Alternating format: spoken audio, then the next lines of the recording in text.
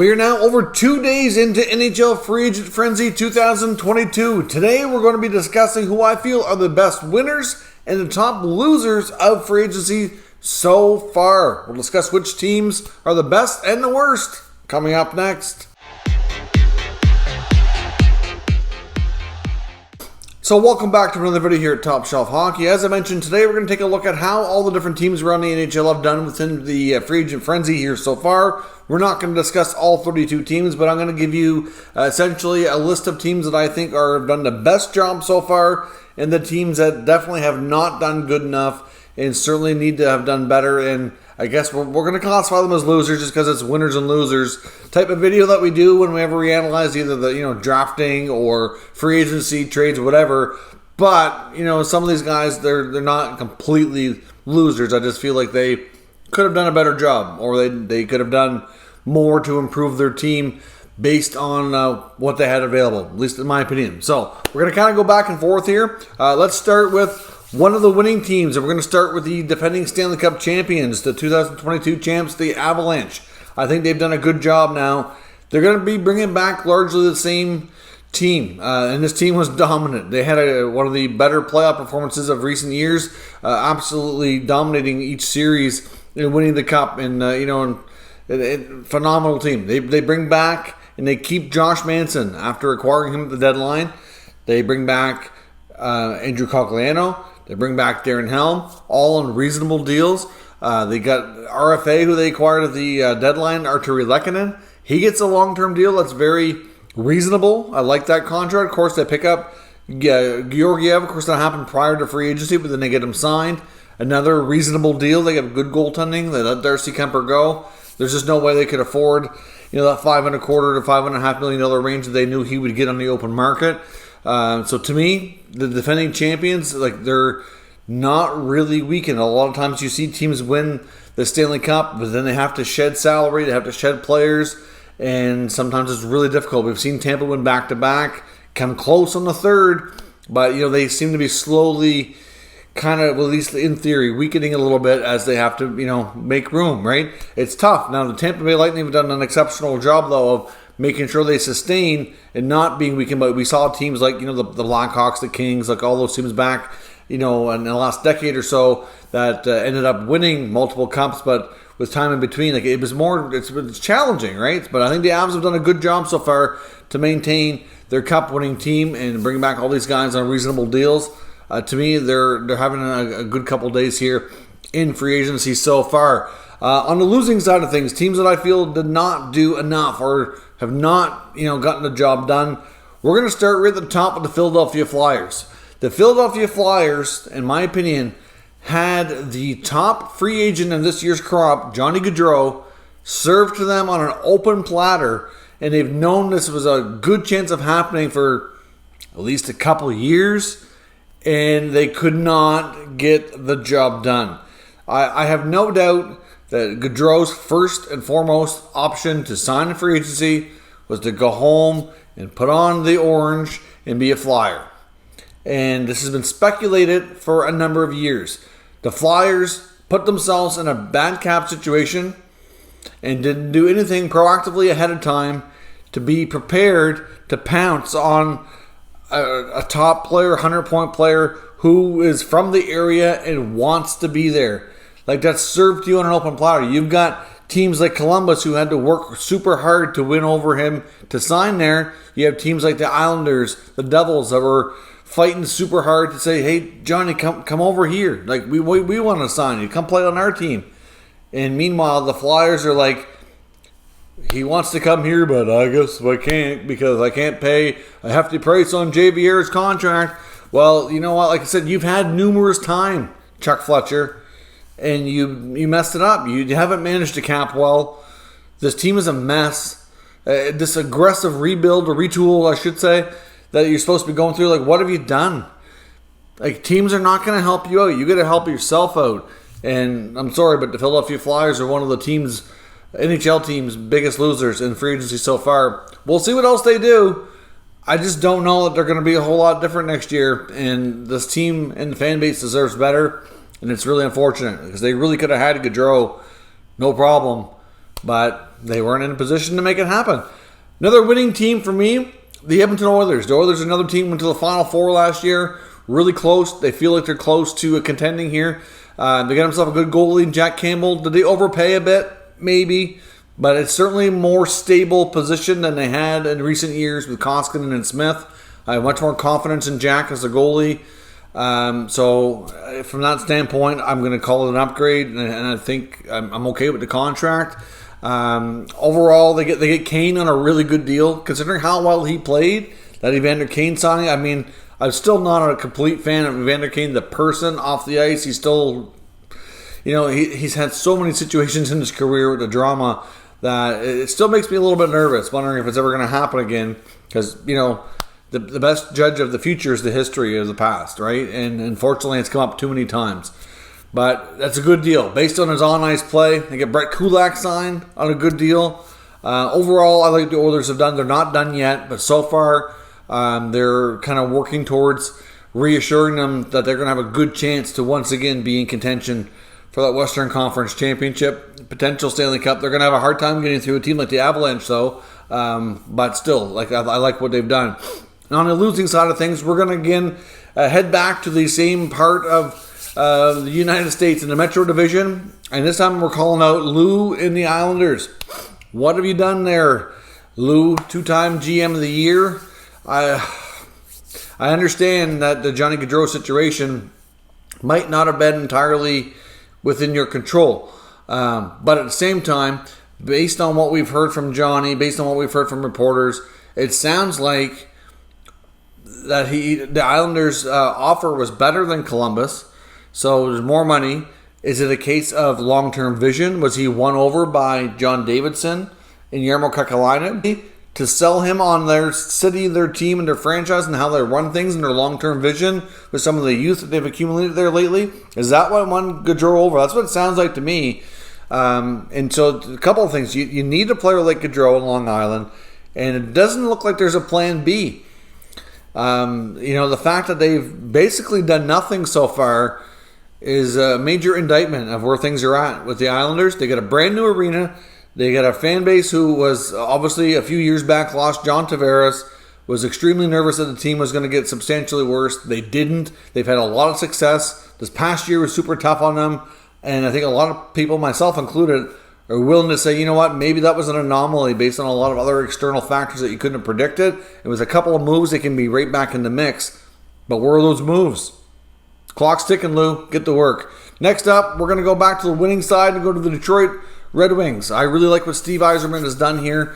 The fact that he's brought in several veteran players to insulate those young core that he's building around.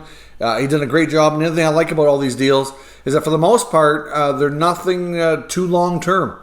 Andrew Kopp, you might say that deal's a little bit rich, but at the same time, I think he's going to really evolve into a more consistent player at the high level because he's going to be expected to do a little bit more offensively than what he's done in the past with this new contract. But I think he's a real solid player who's going to flourish in that situation. So I don't have any issues with Andrew Kopp. Kubalik, Perron, Sherratt deal maybe a little rich, maybe. Perron, Kubalik though, I really like those deals. They picked up Ville Husso right ahead of free agency. I really like where this team is heading, and they're going to be another team to make the Atlantic even more competitive moving forward. I like the fact, for the most part, you didn't see these mega long-term deals. You got Kubalik and Perron 2-year deals. Sherratt's on a 4. Kopp obviously a little longer on 5. But, for the most part, you don't see these, they haven't committed to a lot of term on a lot of players, so there's still that flexibility. On the losing side as well, we're going to go back and say the Florida Panthers are not having a good couple days. They've lost a lot of players. They did not bring back Claude Giroux. They did not bring back Ben Sherratt. They lost Mason Marchment. They bring in Colin White, bought out of Ottawa on a 1-year deal, but they haven't done a lot. Now, they still have a really good team, mind you. I don't think the Florida Panthers are going to take any major steps back. I think the big wild card in all of the Florida Panthers' success or lack thereof will be goaltending again with Bobrovsky. That's a mega contract. It's going to really, have a major impact on the result. So if Bobrovsky plays well, I think the rest of the team is still pretty solid. There's lots to like there. They will still be very competitive. I still see them being probably a top 3 in the Atlantic, at least as of now. Early yet, but I don't think they're going to completely fall out of that. But I can see them definitely taking a bit of a step back from that phenomenal year, President's Trophy winning season they had last year. Like, Bill Zito still has some work to do here. And we'll see what else they do. Maybe I kind of changed my tune here a little bit. But right now, the Florida Panthers have had a tough couple of days trying to get things figured out. Back to the winning side, we're going to go to the Ottawa Senators, another Atlantic Division team like Detroit coming out of a rebuild. Ottawa probably being one of the most, if not the most, aggressive team so far this offseason, making move after move. I keep referring to it as the summer of Pierre. Pierre Dorian's, he's a whole new guy right now. Took a lot of criticism over the years, but I don't know what it is, but like I said before, it seems like since the owner Eugene Melnyk, since he's passed, and now of course his daughters, along with the board of directors, is kind of running the team. It just seems like there's a new, fresh approach, and they just have a different way of doing things than Eugene did, and it's kind of a case where you need money to make money, so to speak, right? The whole business. Expression you've heard numerous times, and they're like, okay, we need to take some steps forward to do that. We got to spend some money. They're trying to get a new arena, and everything is just coming up gold for them. They trade for Alex DeBrincat for a steal of a deal. They signed Claude Giroux in free agency. Great. Did they overpay a little bit to bring Giroux home? Slightly. They give him 3 years at 6.5 with a no move. I don't have any issue with the no move. I have no problem with the 3 years. It would have been nice to see that 6'5" a little lower, maybe 6, 5'9", 5'8", but he's still a really, really good player. He's going to have a major impact on those young guys, so I have no problem with that. Of course, they're still rumored to be in the mix for a defenseman. They brought in Cam Talbot via trade, taking advantage of a situation involved in Minnesota that they didn't expect to see. But the Giroux signing is good, the Talbot trade, and we're not going to count the other DeBrincat things that happened at the draft, and we've already talked about winners and losers from the draft, but still, like, Pierre Dorian is having a heck of an offseason. He also offloaded Matt Murray, which, again, not a free agent move, but still everything they've been doing, for the most part here, has been really good. And I know they're not done. They still want to add a defenseman, but that's going to be a little trickier to do. Be interesting to see how they finish up. But they're certainly way further ahead and looking way better and more competitive than they were at the end of the year. That much we can say for sure. Another team I'm going to classify as a losing team, not doing a good job the last couple of days, in my opinion, is St. Louis. Not a fan of what they've done. Of course, they lost Billy Husso, which we expected. Bringing Thomas Greiss. So overall, I know that's probably out of their control because of the cap. But to a degree, goaltending is not as good as it used to be. Hopefully, Jordan Binnington can be the Stanley Cup Binnington and play 60, 65 games and be that guy again. If not, they could be in serious serious trouble. They lose David Perron, and to me, that was completely avoidable. You look at what Perron got in Detroit. It's not much more than what he was making in St. Louis. So amazingly, it's the first contract he's signed in his career that wasn't signed as a Blue, even though he's made his rounds to other teams. All of his contracts were signed through the Blues in the past. And when he was asked about it, he even said, you're not going to talk about it. You can ask the other guy, as in Doug Armstrong. They could have traded Tarasenko. I'm sure there's a market for him, how he played this past year. He's got 1 year left on his contract, $7.5 million. And personally, according to NHL insiders, he still wants to be traded. I do not see him returning as a new deal after that expires. Prime time to free up some space, move him, get a decent return while his value's high. You could have kept Perron and given yourself more flexibility. They also signed Nick Leddy on a 4-year deal. I'm like, really? You look at their blue line, and now they're trying to, I don't get it. Leddy's a good defenseman, not quite what he used to be. I wouldn't say. Still very decent though. I just don't know if I'd want to give that much term when you already have several other blue liners locked up. You have Parayko, you have Krug, you have Justin Falk. Obviously, Scandella is probably expendable, but to me, it was an avoidable thing. They lost David Perron because of other moves that they didn't have to do that, in my opinion, doesn't make the team better. I know trading Tarasenko is not ideal. I'm not suggesting that they would want to per se, but Tarasenko, I just don't see a long-term future there. From an asset management perspective, it would have made sense to try to lock up Perron maybe on 3 or 4 years, because he seems to be getting better with age. Whereas, anyway, it's just odd. I'm not a fan of how things progress there. Of course, Columbus, we're going to have to classify them a winner, landing Johnny Gaudreau. But at the same time, I don't like the signing of Erik Gudbranson. They gave him 4 years at $4 million. I've been already in other videos talking about the signing, critical of this move with Columbus. Yes, Gudbranson had a good year in Calgary last year. I'm not comfortable that he can be that guy at that higher level, $4 million for 4 years. Like, to me, I think they're going to come to regret that signing. He's going to be expected to do more, and it just, so far in his career, he's proven on multiple occasions that's not who he is. Like, he found himself a good partner last year with Zadorov in Calgary, and once they get going and comfortable, they were, a really good effective pair for the Flames. Don't know if he's going to find that in Columbus. The grass isn't always greener, and to be honest, I'm going to put them in the winner category for landing Johnny, but kind of neutral in a sense based on the Gudbranson signing. That's for sure. I'm going to put Anaheim on the losing side right now. It's not horrible what they've done. Like I said, it's not. I just don't know. Like they signed Ryan Strome and Frank Petrano, a couple of former Rangers. Strome gets the 5x5 deal, and it's not even that the money is bad. Like, to be honest, the money they gave these guys is reasonable. They could have got the same money, I would have thought, from a variety of spots, at least most likely. But to me, I just don't know if it was money best spent. But at the same time, they have to get to the cap floor. They have a ton of space. So as much as it's not a horrible thing, and really of all the teams I'm classifying as on the losing side, probably one of the situations that are really not that bad or big a deal, but I just don't know that they really needed to do this. For centers, for example, they have Trevor Zegras, they got Mason McTavish on the way, they have Adam Henrique, then they bring in Strome. I'm like, okay, well, are you moving Henrique? If you do, okay, I can live with that. Just don't know. I'm just not sure it's the greatest fit, that's all. But overall, not terrible. We're going to say the Rangers were pretty good winners as well. I like the Vincent Trocheck contract. I know some people have concern over the 7-year term, and I get that. But I think a lot of GMs are operating with I like the money, though. The money's good for what you bring.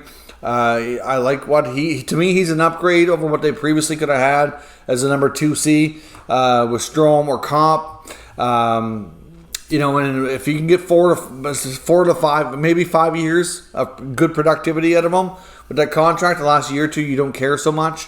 So to me, I like that. They signed Ryan Carpenter. It's a depth move.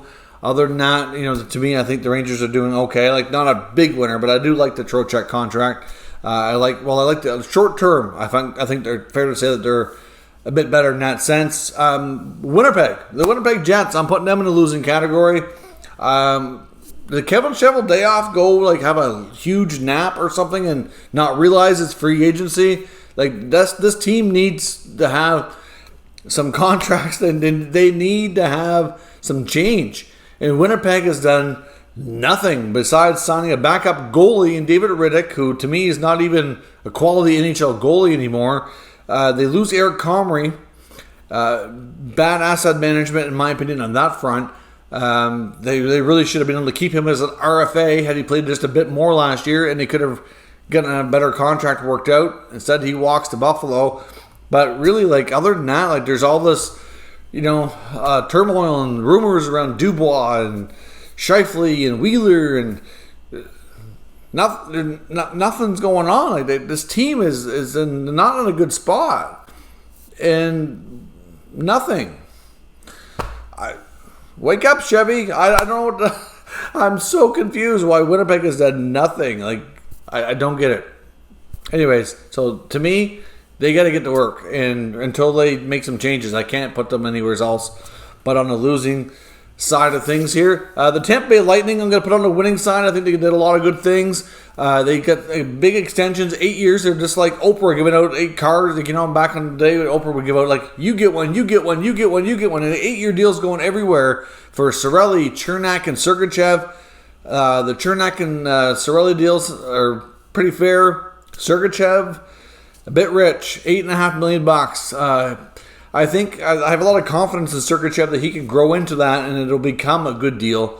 But right now it does look rich for sure. They bring back Vlad Domestikov as a familiar player with them on a short-term cheap deal. I think that's a good, for replacing. They're not going to replace Andre Palat. That was tough losing him. But at least Domestikov is a player who they're familiar with, who's played there before.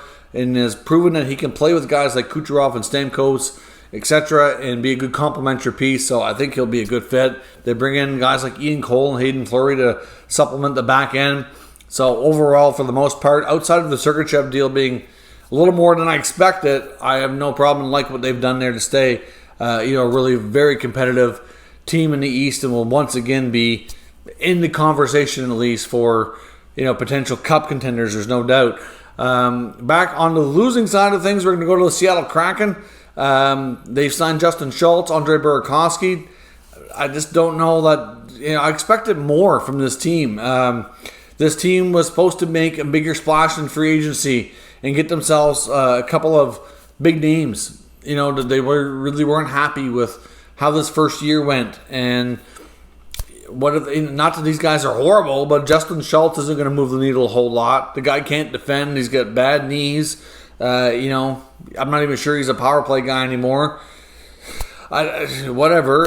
Burakovsky's not. He's a good player. Obviously, Kim's with Stanley Cup pedigree with the Avalanche. I just don't know that Burakovsky is a guy to want to commit a lot of term and money to. To me, I've always been like I don't know how to describe it. But I like his game. I just wish he'd show up every night, and I don't see that. And there's been times during his stint in Colorado and even before that in the Capitals that you're always kind of left wanting more. And I just find that, like some of these guys, like that you've seen go in Seattle last year, they kind of had tough years, down years, like, Don Score. Like they had this, to me, Seattle has a lot of players that are mediocre middle six players. They got too much of that. They need a couple of stars. Now, they might have that, Matty Beniers and Shane Wright. They look like they could be phenomenal players long term. How quickly they're going to get there, time will tell. But if they really wanted to improve that much in a year, to have a way better year, like they would have done something a little bit more significant. And they haven't. So for right now, I'm not giving Ron Francis a particularly overly great review of that. The last team today we're going to talk about is the Toronto Maple Leafs, and I'm going to kind of put them somewhere in the middle here. I like some of what they've done. I don't like some of what they've done, and some of what they've done I just find a little bit confusing.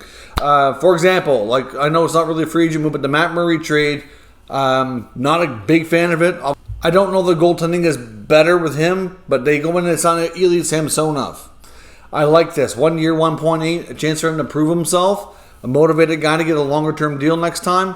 I've always been high on Samsonov as a goalie for before he even came over from Russia. So to me, that's a good move, and they've put them in a situation now where they can be a tandem. And if Samsonov could easily outplay Murray, if Murray's performance doesn't improve a whole lot from the last few years, and Murray might be more of a backup. He's going to be a very expensive one. But I don't think that's the intent. The intent, I think, is to have more of a 1A, 1B where they play pretty well 50-50.